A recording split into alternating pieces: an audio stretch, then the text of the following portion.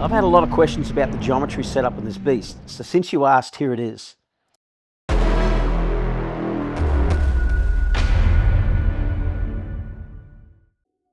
First of all, we installed Bitubo race suspension, an XXZ Mono Shock on the rear, and EBH pressurised gas cartridges in the forks. We had them sprung on advice from Joe Salter at Ride Dynamics down there on the Gold Coast. The final piece of the puzzle when it comes to handling is always the geometry, so we tested a range of settings at the front and rear to see what changes they produced. I also got advice from people in the know who race, including Groom from the Superbike School, Lynch also from the school, and Joe Salter. And this is now the final geometry we have on this bike. Let's look at the front first. On the front, the distance between the axle center and bottom of the lower triple clamp is 465 millimeters with the forks fully extended.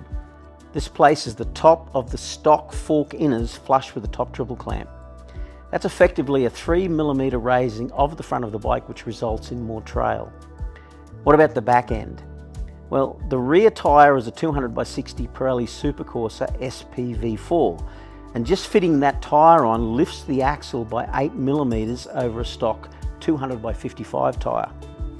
The shock is 1 millimeter shorter than stock, and the eccentric is rotated so the hole is closer to the top. Those two things resulted in a lowering of the rear end of the bike by approximately 8 millimeters. The final change I made was to the swing arm length. First, I re-geared the bike with a 15-tooth front sprocket and 44-tooth rear sprocket. With a standard length chain, the rear wheel moves further back and lengthens the swing arm.